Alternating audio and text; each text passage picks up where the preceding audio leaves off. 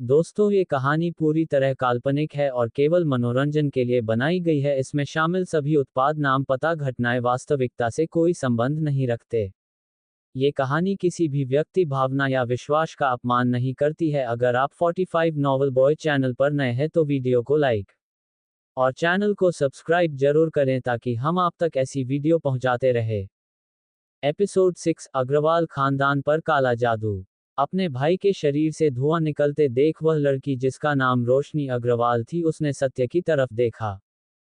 जब उसने देखा कि सत्य एकदम पहले की तरह शांत देखा, तो उसकी घबराहट थोड़ी कम हुई। और थोड़ी ही देर में उस लड़के यानी मोटू अग्रवाल ने अपना आंख खोल दिया। मोटू अग्रवाल को आंखें खोलता देख रोशनी अग्रवाल खुशी से गले लगा लिया। जब सत्य ने देखा कि मोटू अग्रवाल अब ठीक है, तो सत्य बिना कुछ बोले वहां से अपने घर चला आया। घर आते ही सत्य ने खाना खाया और अपने कमरे में आकर अपने आंखें बंद करके ट्रेनिंग में लग गया। सुबह सुबह अग्रवाल खानदान में मीटिंग में अग्रवाल खानदान के बड़े बड़े लोग उस मीटिंग में जो किसी बड़े मुद्दे पर ही शामिल होता था, वह भी आज के इस मीटिंग में शामिल हुआ था। आखिर बात ही ऐसी है, मल्होत्रा खानदान के बर्बादी के पीछे जो था सार्ड, उसके बारे में कुछ पता चला है। उनमें से एक सदस्य बोला, क्या कुछ पता चला है कि वह कौन है? ये सुनकर उनमें से एक सदस्य बोला, हाँ, पर हमें उसके बारे में कुछ नहीं पता। ये सुनकर एक सदस्य टेबल पर हाथ मारते हुए कहा, क्या हमारे खानदान की पावर इतना कम हो गया है कि हम उसके बारे में एक हफ्ते में कुछ भी पता नहीं लगा पाए? ये सुनकर दूसरा बोला, बारे भाई सुरेंद्र, ऐसा नहीं है कि सिर्फ हमें ही नहीं पता, बल्कि उस इंसान के बारे में किसी भी खानदान को कुछ भी नहीं पता। ये सुनकर सुरेंद्र अग्रवाल बोला कि क्या हमें उसके बारे में कुछ भी नहीं पता लगा पाए? ये सुनकर रमेश ने कहा, ऐसी बातें नहीं है कि हमें कुछ भी नहीं पता। पहले आप सभी ये सीसीटीवी फुटेज देखिए। ये फुटेज मल्होत्रा खानदान के बर्बादी के कुछ समय पहले की फुटेज है, जिसमें मल्होत्रा खानदान के बुजुर्ग किसी लड़के को लेके आता है, और कुछ समय वह लड़का रोड पर आता है, और कुछ समय के बाद मल्होत्रा खानदान के नौकर आता है और उस लड़के को लेकर अंदर चला जाता है। और जब आधे घंटे बाद वह लड़का आता है और वहां से चला जाता है, और इसके बाद इस लड़के का कोई पता नहीं चलता है। तभी सुरेंद्र बोलता है, मुझे लगता है कि मल्होत्रा खानदान को बर्बाद करने वाला यही लड़का है। तभी अग्रवाल खानदान के मुखिया राज अग्रवाल बोला, सुरेंद्र, इस लड़के को खोजने की जिम्मेदारी तुम्हारी बेटी काजल को देता हूँ। ये सुनकर काजल बोली, दादाजी, मैं इसे किसी भी हाल में ढूंढ निकालूंगा, चाहे मुझे जमीन और आसमान को एक ही क्यों ना करना पड़े। तभी राज अग्रवाल बोला, ठीक है, मुझे यकीन है कि मेरी होनहार पोती ये काम आसानी से कर पाएगी। ये सुनकर काजल ने हाँ में सिर हिलाया और वहां से चली गई और अपनी ज्वेलरी शॉप की काम देखने चली गई। और इधर सत्य ने सोचा, मुझे मेरी माँ के लिए नेकलेस खरीद लेना चाहिए, और वह अग्रवाल ज्वेलरी शॉप से नाम पढ़कर सत्य शॉप के अंदर चला गया। अंदर आते ही सत्य ने शॉप में काम कर रही एक लड़की से नेकलेस दिखाने को कहा। ये सुनकर शॉप में काम कर रही लड़की ने सत्य की तरफ देखा तो देखते ही रह गई, और खुद को संभालते हुए नेकलेस दिखाने लगी, और उस लड़की की ध्यान अपने काम पर कम, सत्य के बॉडी पर ज्यादा था। तभी सत्य ने उन सभी नेकलेस को एक नज़र देखने के बाद कहा, कोई अच्छा सा डिजाइन दिखाओ। ये सुनकर उस लड़की ने कहा, ठीक है, पर इससे आगे 5 लाख से ज्यादा का होगा। ये सुनकर सत्य ने कहा, आप पैसों की चिंता मत करो, बस वह नेकलेस दिखाए। ये सुनकर वह लड़की ने एक नीले रंग की नेकलेस लेके आई और सत्य को दिखाया, और सत्य ने उस लड़की से कहा, ठीक है, आप इसे पैक कर दीजिए। ये सुनकर वह लड़की बोली, ठीक है सर, तो इसका प्राइस 10 लाख हुआ, तो आप कैश देना चाहेंगे या कार्ड? ये सुनकर सत्य ने मल्होत्रा खानदान से हासिल किया हुआ कार्ड उस लड़की को दे दिया। जब वह लड़की ने कार्ड देखा तो कार्ड लेकर वह लड़की घबराते हुए सीईओ ऑफिस की तरफ बढ़ गया। सीईओ की ऑफिस की दरवाजा खटखटाते हुए अंदर आ गया। जब काजल ने उस लड़की को घबराते हुए देखा तो काजल ने कहा, मैडम, कोई मल्होत्रा खानदान का कार्ड लेकर हमारे शॉप में आया है। ये सुनकर काजल ने कहा, पर मल्होत्रा खानदान को तो किसी ने बर्बाद कर दिया है न, तो फिर ये कौन हो सकता है? और काजल झट से अपने दादाजी राज अग्रवाल के पास कॉल करते हुए कहती है, दादाजी, जिसे हम खोज रहे हैं वो शायद हमें मिल गया है। ये सुनकर राज अग्रवाल ने कहा, काजल, मैं आ रहा हूं, तब तक तुम उसे रोक के रखो। ये सुनकर काजल कहा ठीक है दादाजी, और वह उस लड़की के साथ ऑफिस से बाहर निकल गई। और सत्य के पास आते हुए काजल ने सत्य से कहा मेरे दादाजी आपसे मिलना चाहता है। ये सुनकर सत्य ने कहा ठीक है, और आधे घंटे में ही राज अग्रवाल वहां पहुंच गया। और राज अग्रवाल ने काजल से वह कहा है। काजल ने मुस्कुराते हुए कहा वह वीआईपी हॉल में है। ये सुनकर राज अग्रवाल फौरन वीआईपी हॉल की तरफ बढ़ गया। हॉल में आते ही काजल ने राज अग्रवाल को काजल ने सत्य के पास लेकर चली आई। जब राज अग्रवाल ने सत्य को देखा तो कहा तो आपने ही मल्होत्रा खानदान को बर्बाद किया है। ये सुनकर सत्य ने गंभीरता से कहा उसके कर्म ही मारने लायक था, मैं तो बस उन सबको उसके कर्मों के फल दिया है। खैर मुझको लगता है कि आप बहुत बीमार है। ये सुनकर राज अग्रवाल ने कहा ये आप क्या बोल रहे हैं, मैं बीमार हूँ और मुझे ही नहीं पता है। तभी सत्य गंभीर आवाज में बोला तो बताइए कि सपनों में खुद को मरता देख क्या है। और काजल की तरफ मुड़ के कहा और तुम जो सपनों में अंधेरों में भागते और चिल्लाते देखना क्या है। इतना ही नहीं आपके पूरे खानदान की जान खतरे में है। तो अब आप सब जीना चाहते हैं या कुछ हफ्ते में मरना चाहते हैं। ये सुनकर राज अग्रवाल घबरा गया और कहा क्या इसका कोई उपाय है। ये सुनकर सत्य ने कहा आप सभी का कर्म अच्छा है, इसलिए मैं आप सभी की मदद जरूर करूंगा। अगर आप सभी का कर्म अच्छा नहीं होता तो आज नहीं तो कल आपका खानदान भी मेरे हाथों से मारा जाता। लेकिन टेंशन की बात नहीं है, क्योंकि आप सभी कर्म अच्छा तो मैं आपकी मदद जरूर करूंगा। तो आप अपनी सभी लोगों को यहाँ बुला लीजिए। इतना सुनकर कि सत्य उसकी मदद करने के लिए तैयार है तो राज अग्रवाल के जान आया, और उसने अपने पूरे खानदान और काम करने वाले लोगों को भी बुला लीजिए, क्योंकि उन लोगों पर भी काला जादू किया गया है। और कुछ ही समय में वह सभी लोग अग्रवाल ज्वेलरी शॉप में आ गया। और जब सत्य ने उन सभी लोगों को देखा तो उसके चेहरे का भाव ही बदल गया। तो आखिर क्यों बदल गया, सत्य के चेहरे का भाव जानने के लिए जुड़े रहिए हमारे साथ। एपिसोड 7 जोरावर मौत के कगार पर। जब सत्य ने उन लोगों को देखा तो उसने कहा मैं एक सर्कल बनाने वाला हूँ। आप सभी उस सर्कल में बारी बारी से जाएंगे और हाँ, इस प्रोसेस में आपको थोड़ा दर्द भी होगा। और इतना कहकर उसने एक गोल घेरा बनाया और कहा राज अग्रवाल पहले आप जाए। इतना सुनते ही राज अग्रवाल ने आगे आया और उस गोल घेरे में चला गया। गोल घेरे में जाते ही उसके शरीर से काला धुआं निकलने लगा, और कुछ ही देर में काला धुआं निकालना बंद जब हो गया तो राज अग्रवाल गोले घेरे से बाहर आ गया। बाहर आते ही उसके शरीर की सारा थकान मिट गया, और वह खुद को काफी हल्का महसूस कर रहा था, जैसे मानो कि उसके शरीर के ऊपर से बोझ हट गया हो। और उसने सत्य को शुक्रिया बोला तो ये सुनकर सत्य बोला मैंने कुछ भी नहीं किया है, जो भी किया है वही ईश्वर है। इतना सुनकर राज अग्रवाल ने ईश्वर को शुक्रिया किया और सत्य से कहा क्यों ना आज आप लंच हमारे साथ करें। ये सुनकर सत्य ने मुस्कुराते हुए कहा नहीं राज अग्रवाल जी, मुझे जल्द ही यूनिवर्सिटी भी जाना है। ये सुनकर राज अग्रवाल ने कहा ठीक है, तो आप कब हमारे घर आने वाले हैं। ये सुनकर सत्य ने कहा मैं यूनिवर्सिटी खत्म करने के बाद मैं आपका घर जांच करने आऊंगा। और इसी तरह अग्रवाल खानदान की एक और सदस्य आगे आया। सत्य ने देखा कि वह काजल है। काजल जब उस घेरा में गई तो इसके शरीर से भी वैसे ही काला धुआं निकला जैसा धुआं राज अग्रवाल के शरीर से निकला था। काजल को भी वैसे ही हल्का महसूस होने लगी जैसे राज अग्रवाल को महसूस हुआ था। और बारी बारी से सभी लोग इस घेरे के अंदर जाने लगा और उन सबको भी काफी हल्का महसूस करके वह सब दुगुनी जोश के साथ काम करने लगा। ठीक बारी बारी से पहले 2 3 4 और 5 और फिर सभी उस घेरे से होकर निकलकर अपने अपने काम पर चले गए। अपना काम खत्म करने के बाद सत्य भी कहा तो ठीक है अग्रवाल जी, अब मैं भी चलता हूँ, मुझे यूनिवर्सिटी जाने में काफी देर हो रहा है। ये सुनकर अग्रवाल जी ने काजल को बुलाया और काजल से कहा जाओ और मिस्टर सत्य को उसके यूनिवर्सिटी में छोड़ के आओ। ये सुनकर काजल ने कहा ठीक है दादाजी, मैं मिस्टर सत्य को उसके यूनिवर्सिटी में छोड़ के आता हूँ। और वह सत्य की तरफ पलटते हुए कहा चलिए मिस्टर सत्य, आज मैं आपको यूनिवर्सिटी में छोड़ के आता हूँ। सत्य ने भी कुछ नहीं कहा और हाँ में सिर हिला दिया, और काजल पार्किंग से अपनी गाड़ी लाने चली गईं। अपनी गाड़ी बाहर लाने के बाद गाड़ी का दरवाजा खोला और सत्य गाड़ी के अंदर बैठ गया। और काजल ने भी गाड़ी स्टार्ट करते हुए सत्य से पूछा तो मिस्टर सत्य, आप रहते कहाँ है। ये सुनकर सत्य ने कहा, मैं अभी पटना के बस्ती में रहता हूँ, गली नंबर 5 और रूम नंबर भी 5। ये सुनकर काजल ने कहा, ये तो बहुत अच्छा है, अब आपको खोजने में मुझे ज्यादा दिक्कत नहीं होगी। ये सुनकर सत्य हल्का सा मुस्कुराया और कुछ नहीं कहा। पर काजल का तो सवाल खत्म होने का नाम ही नहीं ले रही थी और उसने फिर पूछा, अच्छा और आपका उम्र कितना होगा?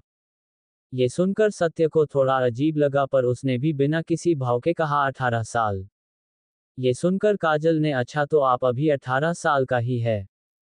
और कुछ ही देर में सत्य अपने यूनिवर्सिटी के गेट पर पहुंच गया और सत्य गाड़ी से उतरकर अपने यूनिवर्सिटी की ओर जा ही रहा था कि तभी काजल ने पीछे से कहा, सुनिए मिस्टर सत्य, आपका यूनिवर्सिटी खत्म होने के बाद आपको लेने आऊंगा। ये सुनकर सत्य बोला, ठीक है। और वह अपने यूनिवर्सिटी में चला गया। सत्य को यूनिवर्सिटी में देख पूरे यूनिवर्सिटी में फिर से हंगामा मच गया और सभी जोरावर और अंश की फाइट को छोड़कर सत्य को देखने लगी। ये सब देखकर जोरावर ने कहा, मुझे लगा था कि ये अपना कल का हालत देखकर कल से यूनिवर्सिटी में नहीं आएगा, पर मैं गलत था, ये तो फिर से आ गया। तभी अंश बोला, जोरावर भाई क्यों ना हम दोनों सत्य को चैलेंज करें और सत्य को अपंग बना दे। इससे हम दोनों का काम हो जाएगा। ये सुनकर जोरावर ने भी हाँ में सिर हिलाया और अंश मैदान से बाहर चल गया। और जोरावर ने सत्य से कहा, सत्य अगर तुम्हारे अंदर ताकत है तो मुझसे आकर मैदान में लड़ो। ये सुनकर वहां की लड़कियां मानो जैसे पागल सी हो गई। और कुछ लड़कियां सत्य के पास आते हुए बोली, देखो मिस्टर हैंडसम, हम सब लड़कियां चाहते हैं कि तुम इस चैलेंज को ना मानो, वरना तुम्हारा इतना हैंडसम फेस बिगाड़ देगा। ये सुनकर सत्य कुछ नहीं बोला और मैदान की तरफ बढ़ गया। मैदान में आते ही सत्य बोला, मुझे बताओ कि यूनिवर्सिटी के ताकतवर मैन से एक की ताकत तो आखिर मैं भी देखना चाहूंगा। ये सुनकर जोरावर बोला, तो ठीक, अपना हड्डी तोड़ बाने के लिए तैयार हो जाओ। ये सुनकर सत्य बोला, तुम बहुत बक बक कर रहे हो, अब ये सब छोड़ो और अपनी ताकत दिखाओ। ये सुनकर जोरावर ने अपना मुट्ठी कसकर बंद कर लिया और कहा, तो फिर लो मेरे हमले को रोक के दिखाओ। और इतना कहते ही सत्य के चेहरे की तरफ अपने मुंह को बढ़ा दिया। और सत्य अपना एक हाथ बढ़ाकर रोक दिया, जिसके कारण मैदान में धूल मिट्टी उड़ने लगा। और जोरावर उस टक्कर से कुछ कदम पीछे हट गया। और वही सत्य अपने जगह पर वैसे ही जमा रहा मानो वो एक चट्टान हो। जब जोरावर ने सत्य को देखा तो वह हैरान रह गया। गुस्से से अपना सबसे भयानक तकनीक का उपयोग किया और कहा, सत्य बच सके तो मेरे इस हमले से बच के दिखाओ। और इतना कहते ही सत्य की तरफ बढ़ गया और सत्य से टकरा गया। जब सत्य से वह हमला टकराया तो ऐसा लगा कि मानो जोरावर सत्य से नहीं बल्कि किसी लोहा से टकराया हो। और मैदान के सारा धूल हटने के बाद सभी ने देखा कि सत्य अभी भी अपने जगह पर वैसे ही खड़ा था, जैसे पहले था। ये देखकर जोरावर के तो पसीने छूटने लगा। तभी सत्य अपनी ठंडी आवाज में बोला, तो चलो अब इस खेल को खत्म करते हैं। और इतना कहते ही सत्य ने जोरावर को एक मुक्का मारा, जिसके कारण जोरावर के शरीर के सारी हड्डियां टूट गया। और वह दर्द से चिल्लाने लगा। जोरावर को दर्द से चिल्लाता देख सत्य ने उसके तरफ देखा भी नहीं और वहां से बाहर निकल गया। वहां से बाहर निकलते ही सत्य ग्राउंड में घूमने लगा। और जोरावर ने दर्द में छटपटाते हुए कहा, सत्य अब तुम अपने मौत के लिए तैयार हो जाओ, मेरा खानदान जल्द ही तुमसे बदला लेगा। तो आखिर कौन है जोरावर का खानदान और अब जोरावर सत्य से कैसे लेगा बदला, जानने के लिए जुड़े रहिए हमारे साथ। एपिसोड 8, शुक्ला खानदान आबाद होगा या बर्बाद। जोरावर इतना कहते ही बेहोश हो जाता है और यूनिवर्सिटी के कुछ स्टूडेंट उसे उठाकर हॉस्पिटल ले जाता है। और कुछ ही देर में शुक्ला खानदान आ जाता है। जोरावर की मां तो फुट फुट कर रोने लगती है। और शुक्ला खानदान के मुखिया डॉक्टर से पूछता है अब जोरावर कैसा है। डॉक्टर बोलता है, देखिए शुक्ला जी, जोरावर के शरीर के सारा हड्डियां टूट गया है और इसलिए वह जीवन भर के लिए अपंग हो गया है। ये सुनकर जोरावर के दादाजी यानी शुक्ला खानदान मुखिया बोला, डॉक्टर कोई तो उपाय होगा ना। तभी डॉक्टर बोला, देखिए हम लोग अगर पूरी कोशिश भी करते हैं तभी भी हम केवल उसे चलने लायक ही बना पाएंगे।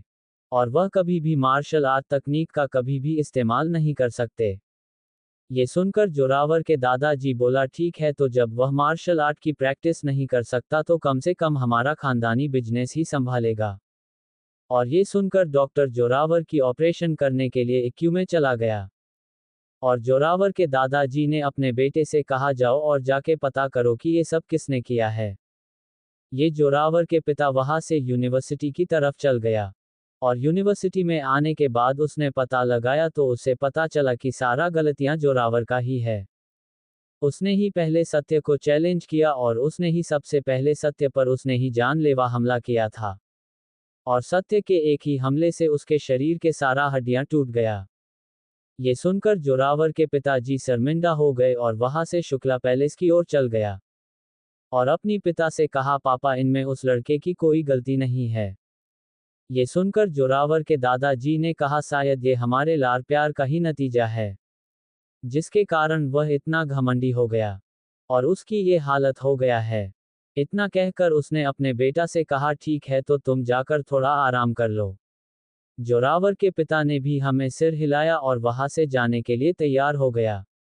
वह जाने ही वाला था कि तभी शुक्ला खानदान के मुखिया को कुछ याद आता है और उसने गंभीर आवाज में कहा कि तुमने कहा था कि जोरावर के सबसे शक्तिशाली तकनीक का भी उस लड़के पर कोई फर्क नहीं पड़ा। तभी जोरावर के पिता के आंखों में चमक आ गई और उसने पलटते हुए कहा, हाँ, यही हुआ था। तभी मुखिया अपने गंभीर आवाज में ही कहा, मुझे लगता है जिस लड़के ने जोरावर की ये हालत की है वही उसे ठीक भी कर सकता है। ये सुनकर जोरावर के पिता बोला, पर पापा, वह लड़का हमारा मदद आखिर क्यों करने चाहेगा, आखिर उसने तो ही जोरावर का ये हालत किया है। ये सुनकर मुखिया ने इस बार हल्के मुस्कुराते हुए कहा, तुमने शायद इस बात पर गौर नहीं किया कि हमारा खानदान का सबसे ताकतवर तकनीक भी उसका कुछ नहीं बिगाड़ पाया। तो फिर सोचो, अगर वह हमारे शुक्ला खानदान को नुकसान पहुंचाना चाहता तो क्या तुम्हें लगता है कि हमारा खानदान उसे रोक भी पाएगा। ये सुनकर जोरावर के पिता बोला, हाँ, आप सही कह रहे हैं पिताजी, मैंने ही नहीं इस बातों पर ध्यान दिया। ये सुनकर शुक्ला खानदान के मुखिया बोला, तो ठीक है, जाओ और उस लड़के के बारे में पता लाओ। ये कहकर शुक्ला खानदान के मुखिया वहां से चला गया और जोरावर के पापा भी वहां से अपने कमरे में चला गया। कमरे में आते ही जोरावर की मां रेखा ने जोरावर के पिता महेश से कहा, महेश, क्या कोई उपाय है जोरावर को बचाने का। तभी रेखा से महेश बोला, क्या तुम अपने बेटे के घमंड को नहीं देखी थी। ये सुनकर रेखा बोली, शायद ये हमारे ही गलती का नतीजा है, हमने ही उसे सर पर चढ़ा रखा था, नहीं तो आज ये सब नहीं होता। और ये कहकर रेखा उदास हो गई। रेखा को उदास देखकर महेश से रहा नहीं गया और कहा, तुम चिंता नहीं करो, पापा ने एक रास्ता निकाल लिया है जिससे जोरावर पहले की तरह ठीक हो जाए। ये सुनकर रेखा की आंखों में चमक आ गई और उसके खुशी से चहकते हुए बोली, अच्छा, तो कौन है वो। ये सुनकर महेश अपने आंखों में चमक लाते हुए कहा, वही लड़का जिसने जोरावर की ये हालत की है। ये सब सुनकर रेखा उदास होते हुई बोली, पर वह ऐसा आखिर क्यों ही करेगा। फिर वह कुछ निश्चय करते हुए कहा, अगर वही लड़का जोरावर को ठीक कर सकता है तो मैं उसके सामने अपने बेटे को बचाने की भीख मांगूंगी। ये सब देखकर महेश कुछ देर खामोश रहने के बाद बोला, अच्छा, ठीक है, तो तुम आराम करो, कल से हम उस लड़के के बारे में पता लगाने के लिए जाऊंगा। और इतना सुनकर रेखा शांत हो गई। और वही पटना यूनिवर्सिटी में जब जोरावर के गुरु को ये पता चला तो उसने गुस्से से सत्य के पास आकर उसे चैलेंज किया। और वही सत्य अभी भी ग्राउंड में ही बैठा था और जब लड़कियां सब उसके पास आकर बताया कि जोरावर के गुरुजी उसे चैलेंज किया है तो सत्य को कोई हैरानी नहीं हुआ, क्योंकि वह जानता था कि ऐसा ही कुछ होने वाला है, पर उसे ये उम्मीद नहीं था कि इतनी जल्दी कोई फिर से मुझसे मार खाने चला आएगा। और सत्य फाइटिंग मैदान की तरफ चल दिया। जब लड़कियों ने सत्य को फाइटिंग मैदान की तरफ जाते हुए देखा तो उन सभी लड़कियों ने भी सत्य के पीछे पीछे आने लगी। और जल्द ही सत्य फाइटिंग मैदान में आ गया। और जब जोरावर के गुरुजी ने ये देखा कि जोरावर को अधमरा करने वाला लड़का कोई 18 साल का लड़का है तो वह काफी हैरान हो गया। उसे तो ये यकीन ही नहीं हो रहा था कि एक बच्चा से जोरावर कैसे हार गया। अपना हैरानी काबू करने के बाद जोरावर के गुरु बोला, मैं इस यूनिवर्सिटी का टीचर और जोरावर के गुरु तुम्हें चैलेंज देता हुआ आओ और मुझसे मुकाबला करो। तो क्या होगा अब, क्या सत्य जोरावर के गुरु का भी वैसा ही हाल करेगा जैसे जोरावर का किया था। और कैसे करेगा सत्य जोरावर को ठीक जानने के लिए जुड़े रहिए हमारे साथ। एपिसोड 9, आचार्य रूपेश हुआ बेहोश। जोरावर के गुरु के चैलेंज सुनकर सत्य भी अपने चेहरे पर कठोर भाव लाते हुए, क्या तुम भी अपने स्टूडेंट की तरह हाथ पैर तोड़वाना चाहते हो क्या। ये सुनकर जोरावर के गुरु जी चिल्लाते हुए कहा, ये तो वक्त ही बताएगा कि तुम मेरा हालत खराब करोगे कि मैं तुम्हें हमेशा हमेशा के लिए अपंग बनाता हूँ। ये सुनकर सत्य बिना कुछ बोले ही फाइटिंग मैदान में चला आया। और सत्य तो फिर चलो, जो कि तुम मुझे चैलेंज कर ही दिए होते, मुझे दिखाओ कि आखिर तुझमें कितना ताकत है। ये सुनकर जोरावर ने गुस्से से चिल्लाते हुए सत्य से कहा, तो फिर मेरे वार को रोक के दिखाओ। और इतना कहते ही जोरावर के गुरु अपने मुट्ठी के चारों तरफ रोशनी चमकने लगा और वह सत्य को मुक्का मारने के लिए आगे बढ़ गया। ये देखकर सत्य हंसते हुए कहा, इस बच्चों वाले तकनीक के साथ मुझे हराना चाहते हो? लगता है कि तुम दिन में ही सपने बहुत ज्यादा देखते हो। ये सुनकर जोरावर के गुरु बोला, बच्चे लगता है कि तुम मुझे बहुत कम एक रहे हो। और इतना कहकर सत्य को एक मुक्का मार दिया। और सत्य ने भी जोरावर की तरह उसके गुरु के मुक्के को भी अपने एक हाथ से ही रोक दिया। और जब सत्य ने जोरावर के गुरु रूपेश का हमला रोकते ही उस मैदान में एक तेज धमाका सुनाई दिया। और जब मैदान से धूल साफ हुआ तो सभी ने देखा कि सत्य ने रूपेश के हमले को रोक दिया, बिना एक भी कदम पीछे हटे। और जब रूपेश ने देखा कि उसका हमला नाकाम हो गया है, वह काफी हैरान हो गया और अपने दूसरे हमले के लिए अपना पोजीशन ले लिया और अपना हमला तैयार करने लगा। उसका हमला पूरा होते ही सत्य की तरफ मारने के लिए चला गया। और पिछली बार की तरह फिर से उस मैदान में एक धमाके की आवाज सुनाई दिया। और पिछली बार की तरह ही सत्य ने इस बार भी रूपेश का मुक्का एक हाथ से ही रोका हुआ है। तो ये सब देखकर सभी लोगों के साथ साथ रूपेश भी हैरान हो गया। इधर मैदान में सत्य और रूपेश लड़ रहा था, तो वही उस मैदान में होता हुआ लड़ाई को देखकर एक लड़की बोली, जब आचार्य रूपेश सत्य को मुक्का मार रहा था तो मेरी तो मानो दिल की धड़कन ही रुक गई थी। ये सुनकर उसकी सहेली बोली, हाँ मुझे भी, अगर सत्य को कुछ हो गया तो मैं किसे अपना बॉयफ्रेंड बनाऊंगी। ये सुनकर उसकी तीसरी सहेली बोली, सत्य तुम्हारी बॉयफ्रेंड क्यों बनेगा, आखिर मैं तुमसे कम सुंदर हूँ क्या। इसी तरह सारी लड़कियां आपस में ही बहस करने लगी और इधर सत्य पर आचार्य रूपेश ने अपना तीसरा हमला भी कर दिया। बाकी दोनों हमले की तरह सत्य ने इस हमले को भी रोक दिया। पहले की तरह इस बार भी एक तेज धमाका हुआ और चारों तरफ धूल उड़ने लगा। और जब सारा धुआं साफ हुआ तो सत्य ने हंसते हुए कहा, अगर तुम्हारा तकनीक और भी बचा है तो वह भी इस्तेमाल कर लो, क्यों, अब मेरी बारी है। इतना कहकर सत्य एक झटके में आचार्य रूपेश के पास गया और उसे एक झापड़ मार दिया। सत्य का झापड़ खाते ही आचार्य रूपेश दूर जाकर गिरा और वह बेहोश हो गया। और ये देखकर सत्य फाइटिंग मैदान से बाहर चला गया और यूनिवर्सिटी से बाहर निकल गया। उसके पीछे पीछे वहां के सारी लड़कियां बाहर निकल गया। और सत्य को उनमें से एक लड़कियों का ग्रुप सत्य के पास आया और, हेलो हैंडसम, क्यों ना मैं तुम्हें तुम्हारे को छोड़ दूं। ये सुनकर दूसरी लड़की बोली, तुम क्यों, सत्य को तो छोड़ने जाऊंगी। और वह सभी लड़कियां आपस में ही झगड़ने लगी। ये देखकर सत्य बोला, तुम सब आपस में लड़ना बंद कर दो, क्योंकि मैं तुम में से किसी के साथ नहीं जाऊंगा। ये सुनकर वह सभी लड़कियां उदास होकर वहां से निकल गई। और उनमें से एक लड़की बोली, ये तुम्हारी गलती है, वरना मैं सत्य को अपने साथ लेकर हम दोनों लोग ड्राइव पर जाते और खूब मस्ती करते और शायद क्या पता कि वह सब भी हो जाता। ये सुनकर दूसरी लड़कियां बोली, तुम क्यों, मैं क्यों नहीं, और देखना सत्य तो मेरा ही बॉयफ्रेंड बनेगा। वह सारी लड़कियां ऐसी ही बातें करते हुए वहां से चली गई। और सत्य भी अपने घर की तरफ बढ़ गया। सत्य कुछ दूर गया ही था कि पीछे से किसी ने आवाज दिया, ओ हेलो मिस्टर हैंडसम, अकेले अकेले कहाँ जा रहा हो। ये सुनकर सत्य पीछे मुड़ा तो वह देखा कि वह कोई और नहीं बल्कि काजल अग्रवाल थी। काजल अग्रवाल वहां अपना काले रंग का चमचमाती हुई काली कार लेकर खड़ी थी और उसके चेहरे पर एक प्यारी सी मुस्कान फैली हुई थी। और जब सत्य ने काजल को देखा तो उसने कुछ नहीं कहा और चुपचाप काजल के गाड़ी में जाकर बैठ गया। और काजल ने भी अपनी गाड़ी को तेजी से भागती हुई अपनी घर की तरफ बढ़ने लगी। अग्रवाल पैलेस के घर के सामने आते ही उसने अपनी गाड़ी को रोक दिया और गाड़ी से उतर गई और वह सत्य को लेकर अग्रवाल पैलेस में चली गई।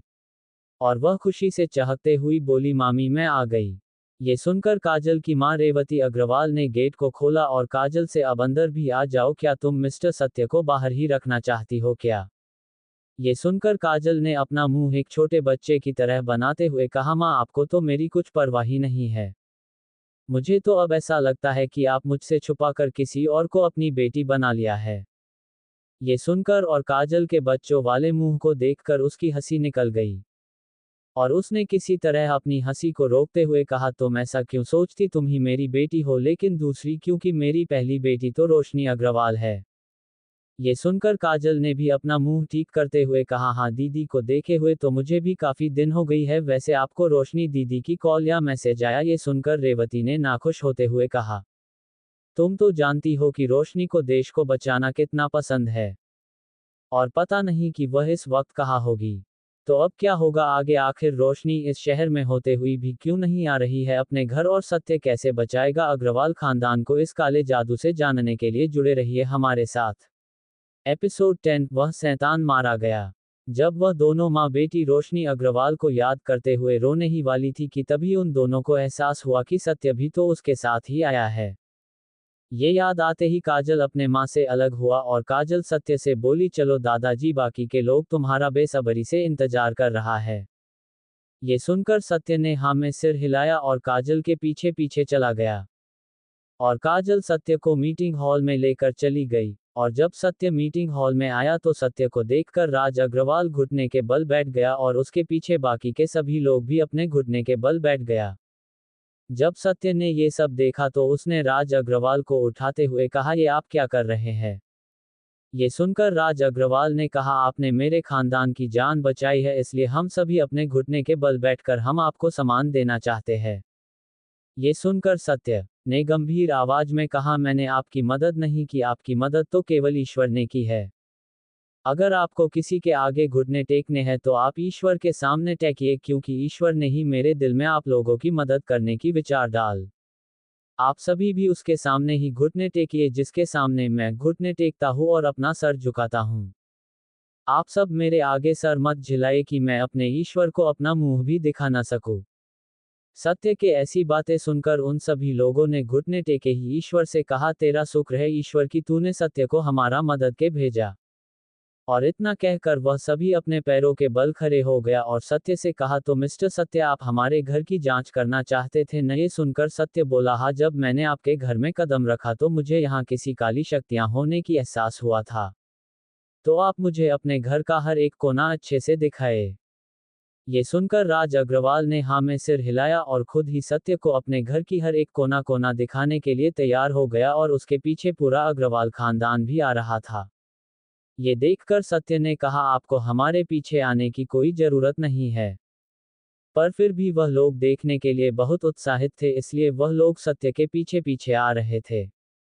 ये देखकर सत्य ने भी ज्यादा कुछ नहीं कहा और उन सभी लोगों को अपने पीछे पीछे आने दिया। और जल्द ही सत्य ने अग्रवाल पैलेस के हर कोना कोना देख लिया, पर उसे कुछ नहीं मिला। सारा कोना को देखने के बाद सत्य गार्डन में आ गया था, तभी उसकी नज़र जमीन के एक हिस्से पर पड़ गया। और सत्य ने उस जमीन पर एक कसकर मुक्का मारा और जोर से कहा, क्या तुम मुझसे छुपना चाहते हो? पर अफसोस कि तुम मुझसे नहीं छुप सकते। जब सत्य ने देखा कि वह अब तक बाहर नहीं निकला है तो सत्य अपने आंखों में आग भरते हुए कहा, तो अब ठीक है, लगता है कि मुझे ही तुम्हें बाहर निकालना होगा। और इतना कहकर सत्य ने आसमान की तरफ देखकर बोला, मैं इस तमाम जहानों के खालिक और मालिक से मदद मांगता हूँ। सत्य के इतना कहते ही आसमान में काले बादल छा गया और बहुत तेज हवा चलने लगा और आसमान से एक बिजली सत्य के शरीर के ऊपर गिरा और दूसरा बिजली को सत्य ने अपने हाथों में पकड़ लिया, जैसे मानो कि वह बिजली नहीं कोई सत्य का खिलौना हो। ये देखकर अग्रवाल खानदान के सारा लोग काफी हैरान हो गया और वह सभी आपस में ही बातें करते हुए कहा, मिस्टर सत्य के पास तो सच में काफी यूनिक पावर्स है। तभी सुरेंद्र अग्रवाल ने शांति से कहा, तो क्या अब भी तुम्हें ये यकीन है कि सत्य ने ही मल्होत्रा खानदान को बर्बाद किया था? और जब मैंने तुम सबको ये बताया तो तुमने मुझे झूठ समझ लिया, तो अब खुद ही अपने आंखों से देख लो। ये सुनकर बाकी के लोग बोले, आखिर मिस्टर सत्य के उम्र को देखकर कौन कह सकता है कि वह इतना ताकतवर होगा? ये सुनकर सुरेंद्र ने भी न चाहते हुए भी उसे ये बातें मानना पड़ा कि सत्य ने सच में मात्र 18 साल के उम्र में उन सबसे ज्यादा तकनीक और शक्तियां हासिल किया है। तभी उन सब का ध्यान एक धमाके के टूटा और जब सभी लोगों ने देखा तो उसे पता चला कि वह धमाका सत्य के कारण जमीन पर बिजलियां पटकने से हुई है। जब सभी लोगों ने ये देखा कि सत्य अभी भी उसी जगह पर देख रहा है जिस जगह पर उसने बिजलियों को पटका था, जब सत्य ने देखा कि वो अब तक बाहर नहीं आया है तो सत्य ने थोड़ा तेज आवाज में बोला, अगर तुम अभी भी बाहर नहीं निकले तो मैं तुम्हें वहीं पर मार दूंगा। ये सुनकर वहां के जमीन कांपने लगा, और उस जमीन से काला धुआं निकलने लगा। जब सत्य ने उस काला धुआं को देखा तो उसने हवा में ही किसी की गर्दन को दबा रहा था। और जब वह शैतानन ने अपने आंखों में थोड़ा घबराहट लाते हुए सत्य को देखा, पर सत्य ने उसका गर्दन इतना जोर से दबाया कि वह कुछ बोल ही नहीं पाया। और सत्य ने अपने हाथ में आग लाते हुए उस शैतानन को जलाकर राख कर दिया। और जब वह शैतान मारा गया तो अग्रवाल खानदान के सभी लोग और भी हल्का महसूस हो रहा था, मानो कि जैसे उसके कंधों पर से किसी पहाड़ की बोझ उतर गया हो। और उसने सत्य से कहा, क्या वह मारा गया? तभी सत्य थोड़ा गंभीर होकर के कहा, हाँ, मैंने उस शैतान को मार दिया है। और अब तुम सभी बिल्कुल ठीक हो। इतना कहकर सत्य वहां से जाने ही वाला था कि उसके चेहरे पर एक गंभीर भाव छा गया। तो अब क्या होगा आगे? आखिर क्यों सत्य के चेहरे का भाव बदल जाता है? आखिर क्या होगा आगे जानने के लिए जुड़े रहिए हमारे साथ।